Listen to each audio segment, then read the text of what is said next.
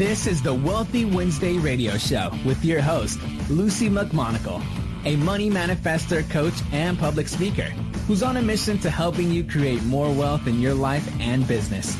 This show will inspire and empower you with various topics and has expert guests.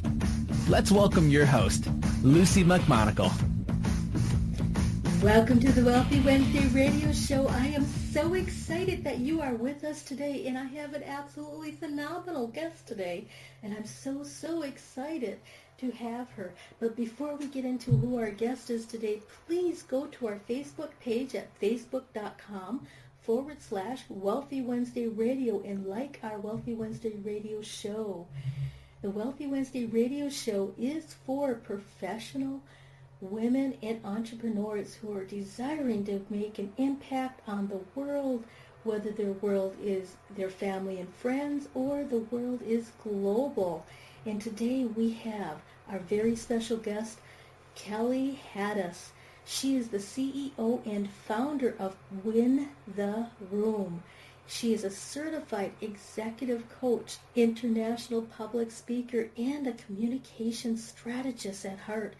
Kelly is also the founder of emiisor, a marketplace for online education solely focused in communication. She also has a background in finance and is a classically trained actor. She found herself on Wall Street's front line, the trading floor at the tender age of 19, and became a Series 7 and 63 securities trader after she earned her degrees from the New York University, Columbia University, and studied Shakespeare at the Royal Academy of Dramatic Arts in London.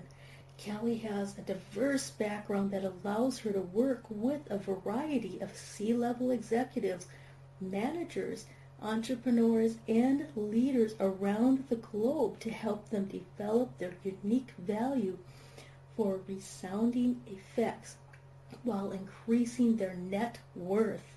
Kelly teaches her clients to be successful, and she believes it's critical to learn to communicate credibly, creatively, and confidently, all of which requires coaching, practice, and a strong delivery. Let's give a warm welcome for Kelly. Welcome to the show, Kelly. Oh, thank you so much, and thank you for that extremely warm welcome.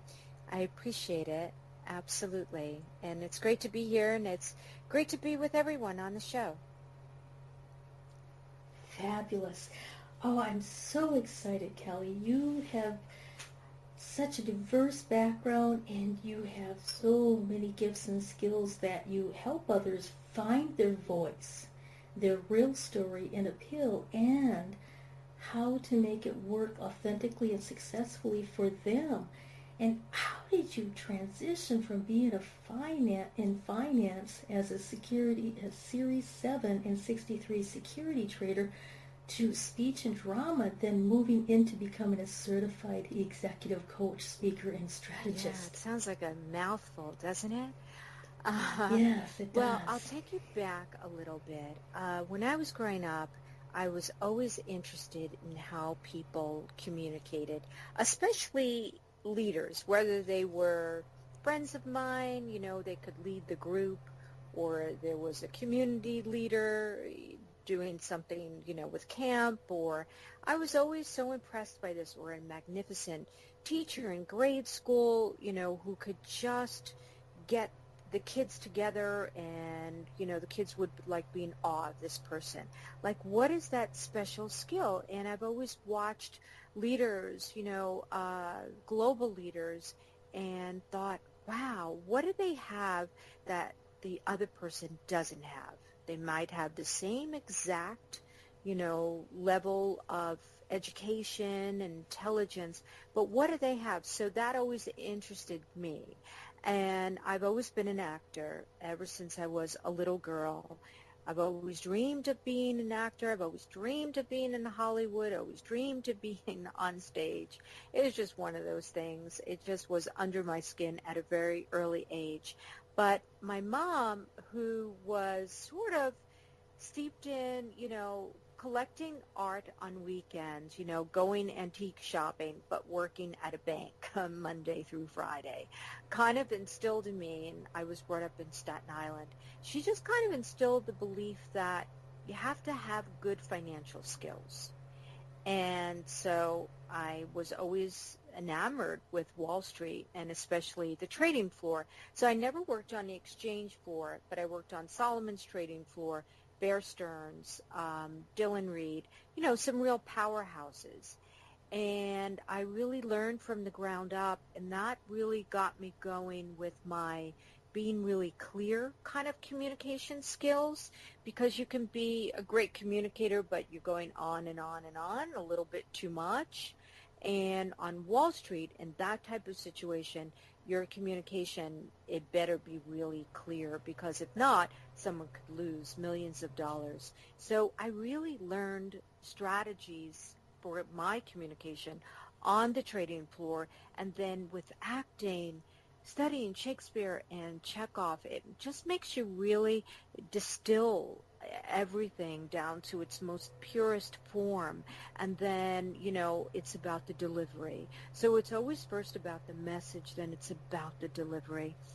And I hope that that answered your question, but really the communication bug was the first thing. Then it was Wall Street. Then it was going, back to school. So as you said, I was there at the age of 19 on Wall Street, sort of unheard of. And I just worked my way up, and I got Series 7 and 63, so I became a trader. And then after that, I left and went back to school. And I went back, and I went to New York University and Columbia is where I got certified as an executive coach. But even backing up before that, I started out at community college, and I just had big dreams. And then after, getting those degrees, I went to London for a little bit and studied Shakespeare. So it's been, in my blood and underneath my skin for as long as I can remember. Wow, that does sound like an exciting adventure. And it really gives you a well-rounded education where you've been to the corporate level, you've been on Wall Street, you've been able to really hone in your communication skills, because like you said, if you were not specific and very exact in your communication on Wall Street, somebody could lose millions of dollars. And, that would keep me up at night. Yeah. So, yeah, it's so true. I was actually on a couple of days when the market crashed, and I was the only trader on the desk, and my boss was like yelling at me, to sell 5,000 of this at this price, buy this, sell that. And it was like, wow, and to make one mistake, if I would have said a buy instead of a sell, I would have, really made a gigantic money mistake. But it's in those moments where you learn that you must listen really well. You need to take the filters off and hear what's happening, what's really happening in the moment. Because if you're not connected in that moment, you lose. The other person loses and you lose. And I think that sense of immediacy, and I always go back to the trading floor, because you talk about immediacy, and that's it. I don't think you can be any more immediate than the trading floor, than trading stocks. It's just incredible. That's true. It is. And I've done a little bit in stock trading, but not actually on the floor or anything, just on a personal level.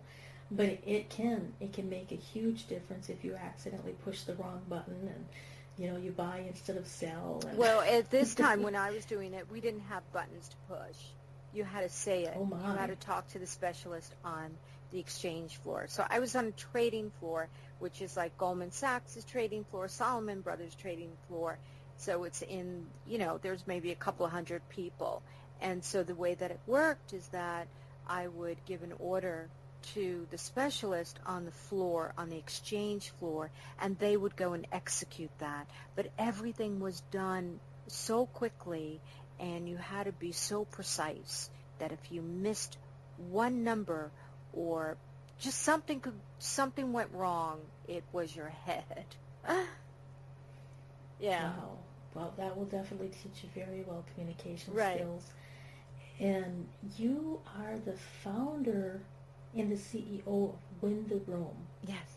And Win the Room is all about communication, but it goes deeper than that. You actually have a set of core mythologies that you teach individuals so that they will be able to find their voice and really provide their message in a powerful and impactful way.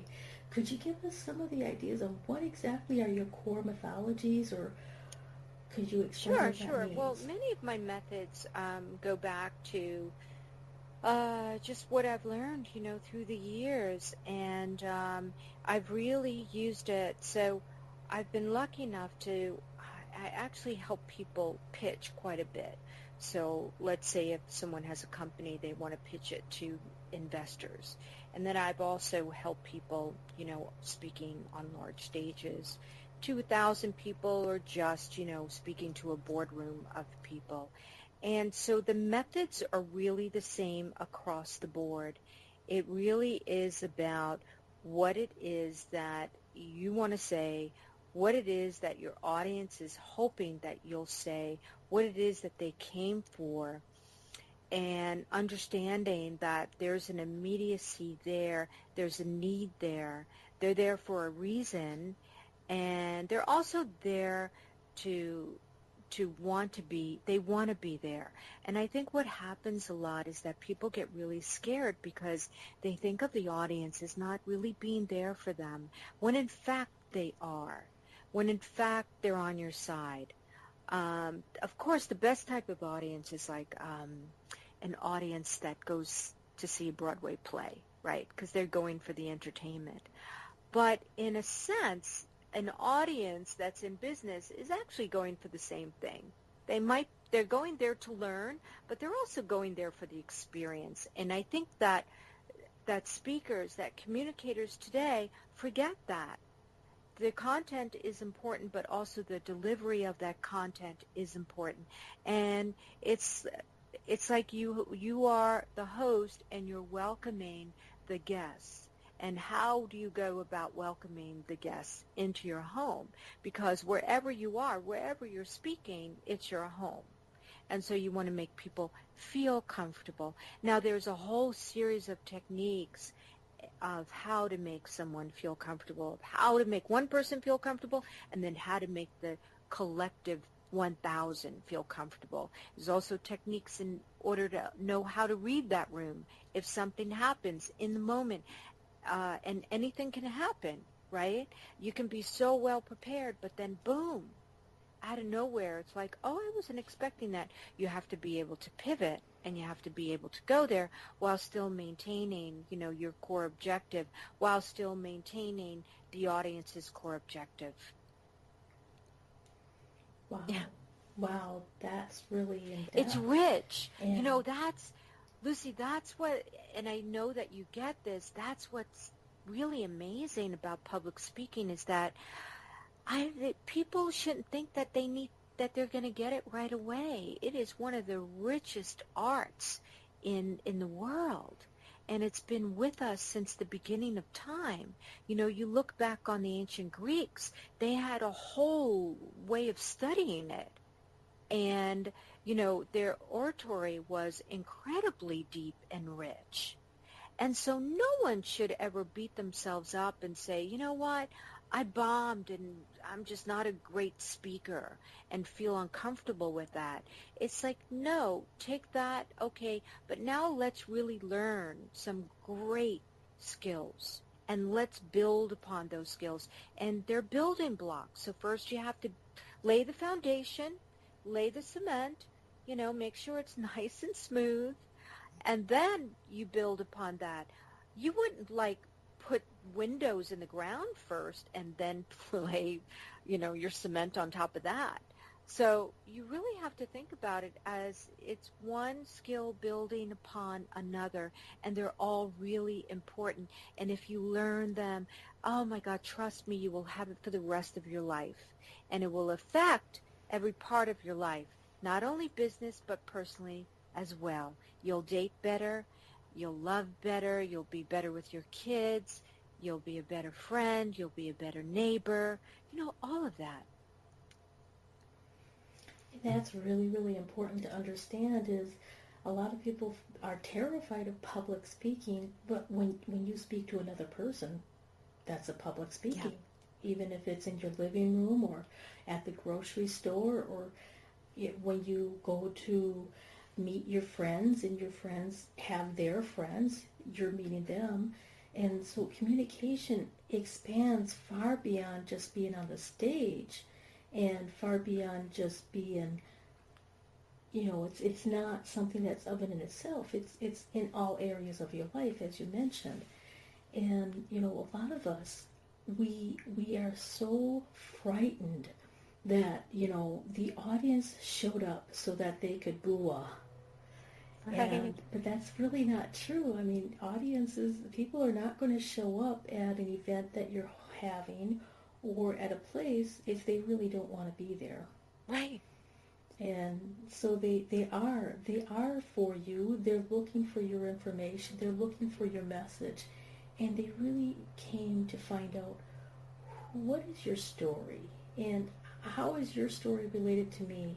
And how many of the people that you're speaking with can they say, yeah, me too. Right. And so, with that in mind and looking at how other individuals are coming to you, how do you know what their real story is? I mean, how does a person set the foundation of, what is my story and how am I going to relate that?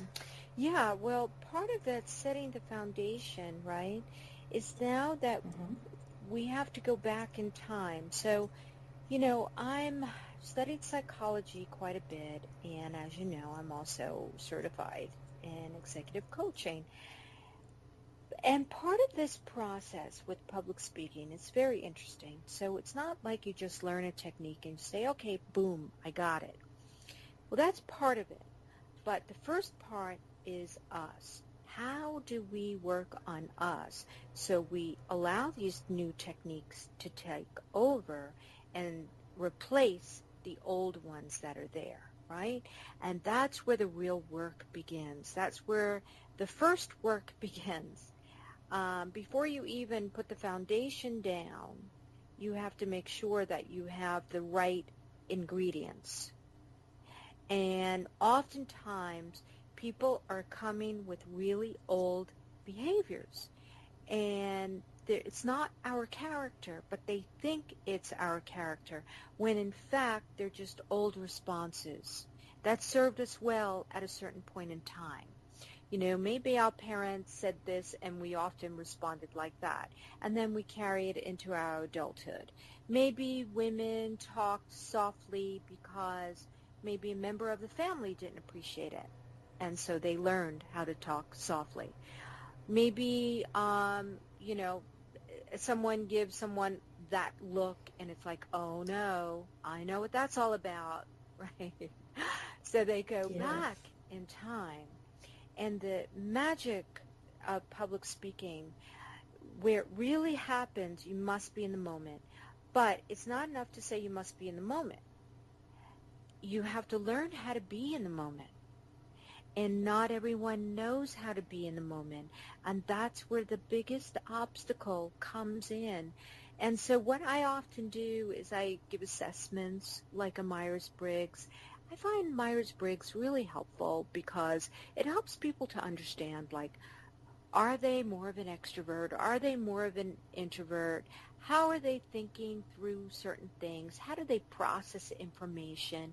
Are they more intuitive, or do they use the typical 5 senses, what's in the real world versus what the 6 senses, right? So it just gives them an idea, and then they can also have an idea about how other people think. So we first have to lay that foundation. We first have to lay that groundwork before any other thing can happen. And sometimes people close up. I have to be honest. They will shut down. And that's the toughest part. That's when I become a psychologist, and I have to help them break down those barriers, because all they do is just get in their way. Then once we start to break down those barriers and those aha moments start to happen, then you can build from there. Then you can say, okay, here's the methodology, here's the techniques, and then here's the delivery piece, right? So it's like a 3-part process. Wow. Wow, and that makes it a lot simpler when you look at it as a 3-part process. And staying present in this moment right here is so critical. And most people, they go into like quantum trance mode where they're in autopilot. Yeah, it's true. And, they've gotten so used to driving to work and coming home, and they're like, I don't even know how I got to work this morning. When they think about it, I just drove to work. But they weren't even aware, did they pass a red car? Did they pass a blue car? Did they stop at the light? Was it green? And when you can really bring your focus to the present moment, you can savor life so much more. And you can really, truly feel alive. And, just simply doing that in itself will help you feel alive when you're speaking to other people. And people sense that. They sense when there's somebody there, when you're present with them. And that's when the magic really starts to happen, is to be present. Well, that's really transformational leadership. That's when you can begin to transform. What we're talking about, where people get stuck, it's really transactional, right? So it gets you through the day. It's communication that gets you through the day. And that's transactional. I got to do this. I got to say this. I got to talk to this person. Transactional. Might say it right. Might get it done. All transactional. But transformational absolutely requires your attention, absolutely requires the moment, and it is in those transformational moments that's when the magic happens, that's when the deals come in, that's when the network starts to starts to up the net worth, right? And that's when we really start to see the fruits of our labor. But we have to get there. And I'm so happy that we're having this talk, because what I really want people to understand is that it's a learnable skill. It truly is. And if you're thinking negatively about your speaking habits, it's only something that you're giving energy to. We can shift the energy and turn it into something more positive. I believe everyone has the power to be an effective, incredible communicator. Now, will everyone be Nelson Mandela? Everyone doesn't want to be Nelson Mandela, so no. You know what I mean? Yes, that's so true. That's so true. And just being a powerful communicator in the home is some people's goals, and other people's goals is to really be on the stage, to really fulfill that desire to get their message out into the world. Yeah, it's so true. I had a politician that I was working with, a fairly high-level politician, and there was something about the gun laws, and he really, pissed off some of the population, and he was getting gun threats. And it was this call that I got. It was like, you have to help me through this. You have to help me. I'm going on CNN, and I need to talk about this. And I was like, okay, well, let's talk about it, And we had to really break down what was his message, and how in that moment could he make the audience feel something and be able to empathize with the audience. So what he wasn't doing was, he wasn't empathizing. He was just being transactional, and he was just giving over the information. And, that's what he needed to do. He needed to transform his audience so that he could shift the perspective. Because an audience never wants to feel like they're being told, right? I mean, when you're a kid, yeah, right, you have to go home and study, and you have to make sure that you remember it so you can pass the test tomorrow. But when you're an adult, that's actually insulting for adult learners. They want to feel like they thought of it. It was their aha moment. And so, yes, you're talking about this speaking, this public speaking. I love that because I use the art of public speaking for every aspect of how a person operates, whether if they're a homemaker, whether or not they're, working on an assembly line, whether or not they're a kid that just graduated college and they need to land a job, whether or not they're going on CNN, whether or not they're in a boardroom, or they're speaking to 1 million people. It still boils down to the same stuff. Wow. That's so absolutely mind-blowing for some of the people, and really understanding that it really does boil down to the same stuff, regardless on the level of, whether you're speaking to just one person, 10 people on the boardroom assembly line, doing a job interview, or you're actually speaking to millions of people or globally. That's really powerful. Now, we're going to be taking a short commercial break in a few moments, and I wanted to make sure that our audience is able to connect with you personally, and how would they be able to get a hold of you if they needed some hand-holding or they needed to have some transformational coaching? Sure. They can reach me at my name at wintheroom.com, which is Kelly Hadous at wintheroom.com. Okay, so the web address is wintheroom.com, and it's Kelly Hadous at wintheroom.com. Okay, your email is Kelly Hadous at wintheroom.com. Right, so my name at wintheroom.com. Fabulous. And if they wanted to go to your website, they can go to your website also, correct? Yeah, of course. Yeah, come on over. They can go to Win the Room.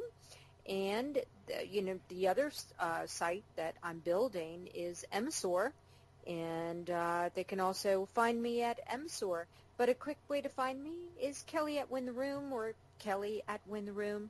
Either one will work. Info at Win the Room. They'll find me. Fabulous. So we will be back after a few moments of honoring our sponsors. Be you to the fullest. That's beautiful. And it is the secret to living your life on purpose. But so many people suffer not knowing who they are and what they are here for because of the ongoing influences shooting all over us. Are you ready to break free, take back your power, and discover exactly what makes you, you? Your Own University is the #1 online self-awareness community, here to help you confidently know yourself and step into your ideal life. Our directory is full of highly qualified personal coaches that have helped over 100,000 women from all over the world transform their lives inside and out. Come fall in love with yourself and discover true fulfillment at yourownuniversity.com. From the best-selling author of From Bondage to Happiness, Antika Lisha will personally walk you through her new program featuring her Radical Forgiveness Freedom Formula. This is for you if you are ready to once and for all be released from the chains of past abuse and take your power back. Radical Forgiveness is a 5-week step-by-step system to release the chains of a traumatic past, trapping in fear, reactivity, and stress, and gently free you, allowing you to take your power back and claim your beautiful life. Get instant access to your first video and a free 60-minute discovery session with Antika herself, a $250 value, at antikalibby.com/radicalforgiveness. The Wealthy Wednesday radio show is on every Wednesday at 5 p.m. Pacific Standard Time. Join me, Lucy McMonagle, an abundance breakthrough coach, author, and public speaker, as your host as I interview expert guests that will inspire and empower you. Listen every Wednesday or catch the archived shows by going to Blog Talk Radio / Ambitious Women Unite Radio. That's blogtalkradio.com / Ambitious Women Unite Radio. Join me, your host, Lucy McMonagle, for the Wealthy Wednesday radio show every Wednesday. Lucy McMonagle is an abundance breakthrough success coach, enabling ambitious women just like you to increase your income, uncover your money saboteurs, and create more happiness in your life.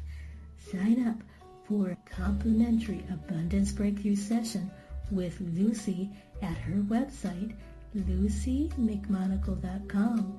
That's LucyMcMonagle.com. Remember to go to lucymcmonagle.com before this offer expires. Welcome back to the Wealthy Wednesday radio show. This is your host, Lucy McMonagle. I'm so excited you're still with us this afternoon. And today we have a phenomenal guest. Her name is Kelly Hadous. She is the CEO and founder of Win the Room. She is also a certified executive coach, international public speaker, and communication strategist at heart. Welcome back to the show, Kelly. Oh, thank you. So glad to be back. This is fun. Yes, I've been having such a fantastic time, and I've been learning so much. Oh, good. And right before our commercial break, we were talking about the difference between transactional communication and transformational communication. And I wanted to know, how exactly can a speaker connect with her audience in using the transactional communication that you were speaking about? Okay, so you want to know how a person can be transformational? Then how can a speaker connect with their audience using the transformational speaking? Is there any techniques that somebody would need to be more transformational for connecting? Oh, yeah, absolutely. So there's a whole host of techniques, but it's really, we're energetic beings, right? We're mostly made up of water. We're mostly made up of energy. And what attracts us to people is their energy. So the energy sometimes is off and we don't feel attracted, right? The chemistry is off, we say. But when it's on, we feel great with that person. We feel energized. We feel good to be in their presence, right? So we need to think of energy as a ricochet effect. So if I'm the traditional speaking on a platform and I'm in front of 1,000 people, right? I want to be able to connect with their energy and then to make them feel good energetically, and then that will come back to me, and it will just be a ricochet effect. Does that make sense? It's about how does your audience feel, right? So it's getting a little bit deeper now, but at the core, everyone wants to feel a certain way. For the most part, no one wants to feel like crap.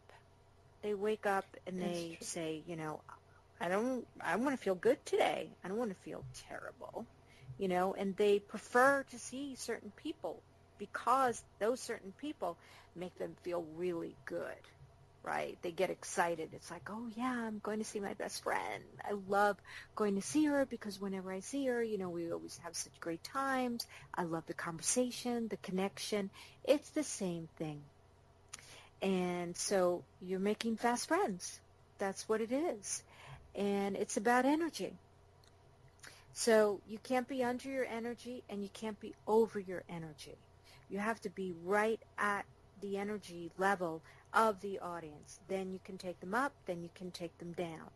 But saying that too, your own energy, you can't come in with a low kind of I'm tired today energy, because that just doesn't fly in public speaking. And you can't come in with a boisterous type of energy, like, oh, I'm the best thing that ever happened, and, I'm really loud today, and I'm just going to talk at you, and you know what I mean, not with you. Yes. So there's different energies, and that's a technique, There's nothing airy-fairy here. It's all technique. Oh, and that's so true. And a lot of people, when we're speaking about energy, and you always know like that bubbly, happy person that walks in the room when there's a big room, and everybody turns and they look, even if they didn't even hear her walk in. And it's that feeling, like when you really feel good about yourself, when you feel confident about what you're speaking about, and you have a mission or a message or something that's really important to you that you want to relay to another person or a group. That's when you have that energy, that excitement where, I want to share with you. I want to help you. I want to, be friends with you. And then that translates to being friendly and being helpful and really helping the audience to connect with you. Am I understanding that correctly? And it's presence. Energy is presence. People have low presence. People have outstanding, beautiful, charismatic presence. Energy is presence. When someone walks into the room and they are not taking up the space that they should be taking up, no one pays attention. If someone walks into a room and they take up the space, and they're not big or anything, not physically, but they can take the space in the room and own it, they have presence. And that's what energy can do for you. Now, going back to what I had said earlier about what your mom told you, what someone told you, a teacher, about, oh, you're speaking too loud, or, be softer. These things mess with your physiology.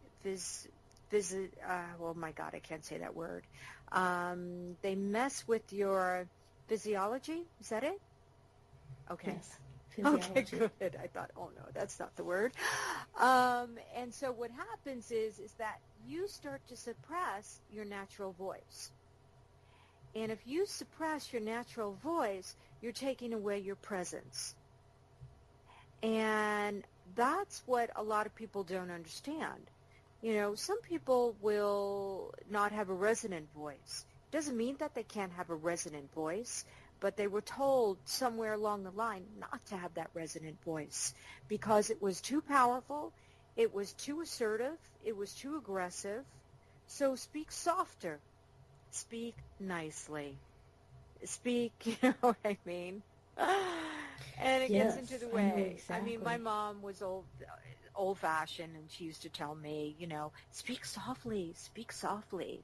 And for a while I felt like, oh my God, I'm speaking like Marilyn Monroe, for God's sake. I got to find my voice. And it took a while. It took a lot of breathing techniques and understanding to breathe from the diaphragm and all of that. But I think, Lucy, in order to compete in today's world, we really need to have everything operating, because we only have one shot now, and there's so much competition out there. There's so many people who do what everyone does, right? But yet no one can quite do it like you can. But you have to be able to express that, whether it's in writing, whether it's in person, whether it's on radio, whether it's on the phone. You have to be able to express that, because in this day and age, you may not get a second chance. And that's why public speaking is so crucial for success. Exactly, exactly. And that's really important to understand, that public speaking is not necessarily being on the platform, but public speaking is also communication across the board. And when you learn how to hold your presence, how you can find your voice and remove the voices from the past that you've had, such as, maybe your mother said that you were not able to speak that loudly, or girls aren't supposed to be that loud, or maybe, my mother used to tell me I had a horrible singing voice, absolutely horrible. Oh, thanks, and Mom. so I stopped singing for a long, long time, and since I've started singing again, my voice is coming back, and the sound is resonant, and people feel so comforted by it. And I'm like, wow, I hid this gift for all those years when my voice when I was younger probably did not sound very good, because it was still in the process of developing. Right. And Lucy, it's profound, right? Because you think about it, your mom probably got her messaging handed down. Yes, right? Exactly. And that probably wasn't really the authentic response that in her heart she wanted to give. But maybe that was a response that has been handed down. And you then, by being so self-aware and by being good with public speaking, really understanding the mechanics behind it, were able to break through. Yes, exactly. And really understanding it's not about you personally. It's where other people were at that point in time in their life, whatever they were going through, had a different filter on than they might have had now. And a lot of it is programming, as I call it. We can call it probably 100 different names, but having those different filters does change our communication style. And when we pull those filters off, when we pull that programming down, and we really get to the heart, our true heart of hearts, all of a sudden we start realizing, wow. Right. We can really help, right. And we can make an impact, whether it's our friends and family and or our grandbabies, if we have grandbabies, or we can make an impact on the world. However that is, however you express that, it's fabulous. It is fabulous, because if you want to change the world,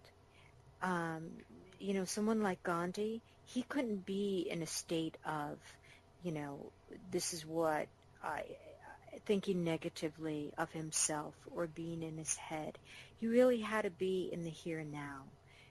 Oprah has to be in the here and now in order to change, in order to transform people. The greatest leaders of all time have that magnificent ability to have that presence. And that's what presence means. It really means, being in touch with who you are and being in touch with your instrument. Your body, your voice, the way you think, the way you move through a room, the body language. It's your instrument. And if you don't tune it, if you don't, work on it, it's not going to serve you. And you'll just be a talking head. And talking heads are boring. Talking heads don't close deals. Talking heads don't open up doors. Talking heads don't move people. And I think now there's so many magnificent leaders out there in their different spaces. And it's a shame, if they can't get their message across the way that they intended to. That's true.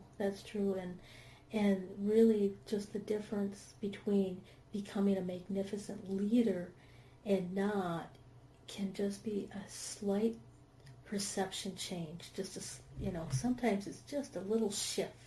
Yeah. If often if you're lucky, it's a little shift, and people should not, think of it as they need to get there quickly. It's a process. It's definitely a process. And the worst thing that someone can do is build upon bad habits. So this is what I see happening a lot. People will listen to YouTube videos, or they'll read a blog, or perhaps they'll listen to this podcast, right? They'll get good stuff. Right.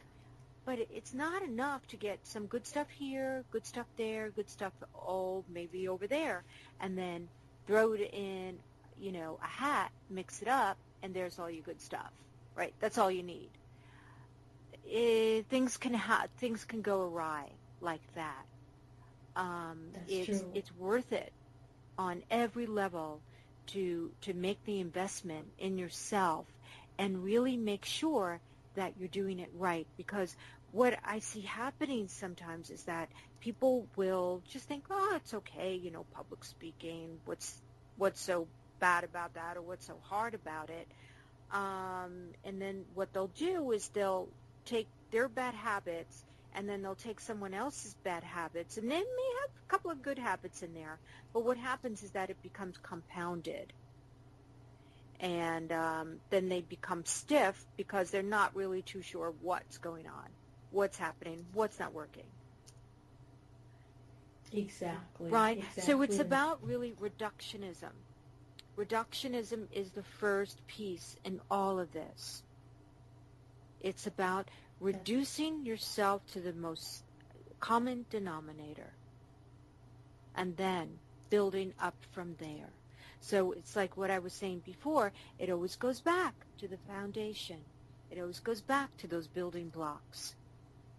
And that's what I really, really hope that people will get today, that they can be magnificent. It's just the process. That's true. It is a process, and it's a choice to make the process enjoyable or tedious. And really looking at, okay, this is the very raw foundation. This is what I have to work with. And, how to build it up and how to empower yourself and really learn through an executive coach such as yourself on what are the elements that I need in order to really, really know what are my skills, what exactly do I need to enhance. And with your special that you have going on today, you really help people understand the Myers-Briggs test, and you also help people understand how can they use the best of the best out of that and to move forward. So speaking of that, could you tell us a little bit about your special that you have on so that we can let the rest of the audience knows about it? Yeah, of course. I'd love to. So what I would love to offer everyone, which is a really easy kind of thing, and it's fun. Everyone loves something fun. It's a Myers-Briggs assessment. And the Myers-Briggs are great for just having a better understanding of yourself. And what it will do is just show you your different psychological types. Where you feel most comfortable.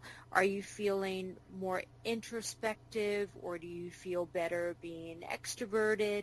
What are your thinking preferences, things like that. And it's just really a quicker way of understanding yourself, and then you can understand others. So I think of it as being a twofold process. So you get to know yourself and you get to know your audience a little bit better. And it's a wonderful assessment. And that you can get on the Win the Room site, and it's generally $100. And I'd like to, Lucy, give your audience 50% off on that. So that would be an investment of only $50 for them. Wow, that's a really good investment for that. And now they go to wintheroom.com, and then they go under shop. They should go under shop, and then they'll see the Myers-Briggs, and then they'll put on the coupon will be Lucy, and that will take them to the 50% off. Okay, great. And the proper way to spell my name is Luci. So please make sure, I'm telling the audience, please make sure you spell my name Luci, because if you spell it the other way, you might not get the 50% off. And that's at thewintheroom.com. And, we're almost up with our radio show.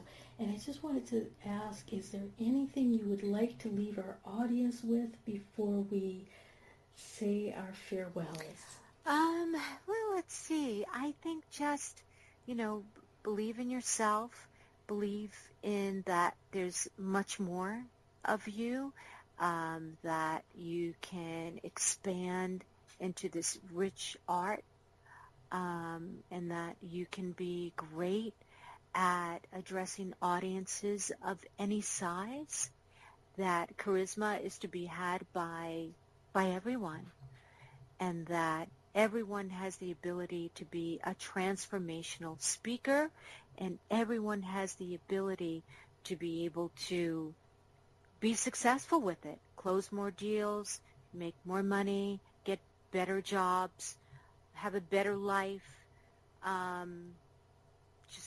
It's great. It's healthy. That's true. That's so true. Well, Kelly, I want to thank you so kindly. I am so excited that you were on the Wealthy Wednesday radio show, and it is such a blessing. And thank you for all of these fabulous nuggets and these tips that you have provided us. Oh, you're so welcome. It's been such a joy to be here. I loved every moment of it. Fabulous. Well, I'd like to thank you, my audience, for listening to the Wealthy Wednesday radio show. This is your host, Lucy McMonagle. I'm an abundance breakthrough success coach, and if you're looking to make some breakthroughs in your money story and your energetics, please get a hold of me at my website. That's lucymcmonagle.com. And it's LucyMcMonagle.com. I'm looking forward till next time. Thanks for listening to the Wealthy Wednesday radio show with Lucy McMonagle. That's on every Wednesday. Join us next time for more inspiration and empowerment from various topics and expert guests. To personally contact Lucy McMonagle, visit LucyMcMonagle.com. That's LucyMcMonagle.com. Until next time, many blessings.